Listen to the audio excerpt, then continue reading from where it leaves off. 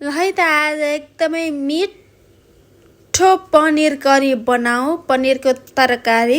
आउनुस् तपाईहरुलाई पनि पनिर बनाउन चाहिँ कसरी बनाउने भन्ने लाग्छ नि मसँगै सुरु गर्नु होला। सबैभन्दा पहिला चाहिँ तपाईले कति पनिर बनाउने भनेर लिनुस् अनि त्यसपछि त्यसलाई कट कट कट कट गरेर कटिङ गरेर टक्क राख्नु होला। त्यसपछि मैले चाहिँ यसलाई कट गरिसकेपछि चाहिँ एउटा भाडोमा तेल तताउँछु।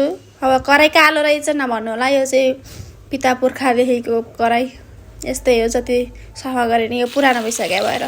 सो मैले चाहिँ यसलाई चाहिँ हल्का रातो हुने गरेर चाहिँ पनिर फ्राई गरिसकेको छु। धेरै रातो चाहिँ नगराउने, किनभने यसरी धेरै रातो भयो भने चाहिँ यसको टेस्ट नै गायब हुन्छ। सो हल्का हल्का रातो मात्रै गराउने।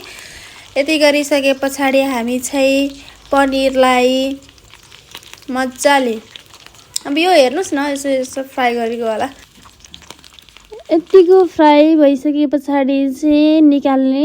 धेरै फ्राई चाहिँ नगर्नु होला, किनभने यो चाहिँ टेस्ट रहन्न कि पनिरको रियल टेस्ट चाहिँ रहन्न। यदि धेरै फ्राई भयो भने चाहिँ हल्का रातो हुने गरेर मात्रै गर्नुपर्छ। अनि त्यसपछि मैले चाहिँ यो फ्राई गरेको पनिरमा चाहिँ चिसो पानी राखेर ढाक्छु, एकछिन चाहिँ, किनभने यो सफ्ट हुन्छ नि त। सो अघि फ्राई गरेको तेलमा मैले जिरा फुराएँ, यसैमा प्याज हालेँ। अब किन पुरानो तेलमा भन्नुहुन्छ होला, किनभने मलाई फाल्न मन लागेन, बिकज त्यो पनिर फ्राई गरेकै तेल हो नि त, जो केही हुँदैन। अनि त्यही भएको भएर मैले, तपाईँहरूले नयाँ तेल राख्न पनि सक्नुहुन्छ है, आफ्नो इच्छा हो। अनि मैले चाहिँ त्यसपछि अब चाहिँ मजाले भिजाएर राखेको चना केराउ फ्राई गर्न लाग्दैछु। चना केराउ चाहिँ तपाईँहरूले अलिक काँचोवाला चना केराउ गर्नुभए पनि हुन्छ, अलि पछि लास्टमा राख्छु भन्ने पनि पाउनुहुन्छ। तर यो चाहिँ मैले फ्राई गरेको थिएन नि त, फ्राई नगरेको मिठो हुँदैन। सो त्यो भएको भएर चाहिँ मैले अगाडि नै राखेँ। अघि नै बोइल गरेर राखेको आलु थियो, त्यो पनि मैले राखेँ। अनि यो टमाटर चाहिँ मैले अघि नै राखेको थिएँ कि त्यो चना केराउ राखिभएपछि अघि, अनि भिडियो बनाउन चाहिँ भुलेछु। तर तपाईँहरूले चाहिँ यसलाई चाहिँ मिक्सरमा पिसेर मात्रै राख्नु होला, किनभने पाक्न अलिक टाइम लाग्ने रहेछ। सो मिक्सरमा राखेर पिसेर राख्यो भने चाहिँ पाक्न त्यस्तो झन्झट हुँदैन।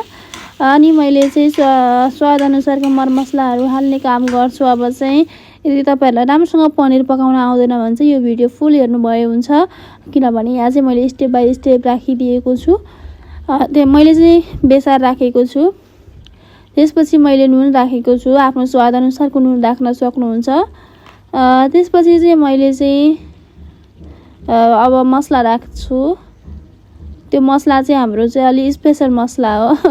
त्यो मसला चाहिँ हजुरसँग छ कि छैन, छ भने राख्न सक्नुहुन्छ, यदि छैन भने चाहिँ त्यो आवश्यक छैन। त्यसपछि मैले जिरा, धनिया, अनि त्यसपछि खुर्सानी, लसुनको पेस्टलाई राखेँ। अनि त्यसपछि त्यसलाई चाहिँ मजाले चलाएर सबैतिर मसला लाग्ने गरेर चाहिँ त्यसलाई चलाइसके पछाडि हल्का पानी राखेर मैले चाहिँ एकछिन त्यसलाई चाहिँ ढाकेँ। अब मसलाहरू त पाक्नु पर्यो नि त, अनि मसला पाक्नको लागि ढाक्नु पर्यो। ढाकेर मैले निकालिसकेको छु। ढाक्दाखेरि यत्तिकै भइसकेको छ। अब चाहिँ हामी यसलाई मजाले अब फाइनल रिजल्ट निकाल्नतर्फ लाग्दैछौँ। यतिको मजाको बाक्लो करी भइसके पछाडि चाहिँ अब हामी माथिबाट चाहिँ हाम्रो स्पेसल पनिर राख्नेछौँ। यसरी अघि फ्राई गरेर पानीमा डुबाएर राखेको पनिर चाहिँ मैले माथिबाट यसरी राखिदिन्छु। मैले चाहिँ एउटा एउटा गरेर राखेको छु, हजुरहरूले एकैचोटि राखिदिन पनि सक्नुहुनेछ है, त्यो चाहिँ आफ्नो स्टाइल भयो।